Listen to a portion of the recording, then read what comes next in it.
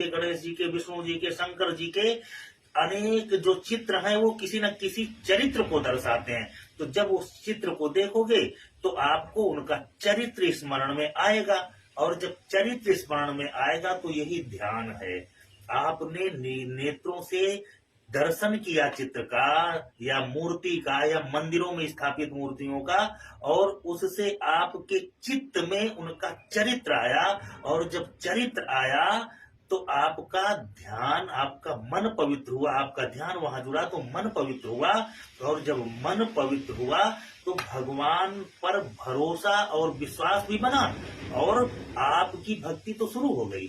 जैसे ही आपने भगवान के प्रति श्रद्धा भाव बनाया अपना, उनको ध्यान से जोड़ा, उनको अपने दर्शन से जोड़ा, नेत्र से जोड़ा, और उनके नाम का अपने वाणी से स्मरण किया, आपकी तो भक्ति बन गई। आप तो भक्ति करने लगे। भक्ति के लिए क्या करना पड़ा? कुछ नहीं, आपको केवल भरोसा और विश्वास ही तो बनाना पड़ा। और जब तक आप विश्वास ही नहीं बनाओगे तो फिर साक्षात भगवान खड़े हो जाएं आपके सामने, तब भी आप भगवान पे भरोसा और विश्वास, भक्ति के बिना जान ही नहीं पाओगे, भक्ति बन ही नहीं पाएगी। तो सबसे पहले अपने भीतर की श्रद्धा और विश्वास को भगवान से जोड़ो।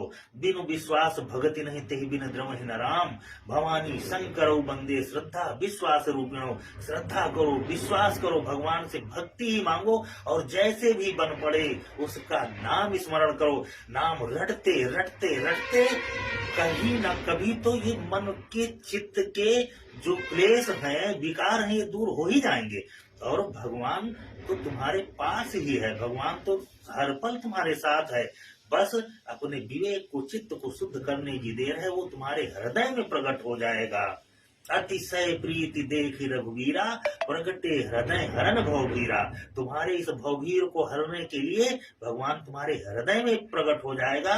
लेकिन पहले सुतीक्ष्ण ऋषि की तरीके आपके अंदर व्याकुलता तो भगवान के ऊपर हो, उसको जानने की, पाने की, दर्शन की। जिस समय आपके अंदर व्याकुलता हो जाएगी, आपको केवल उसी में डूब जाना है, तो भगवान आपके हृदय में प्रकट हो जाएगा।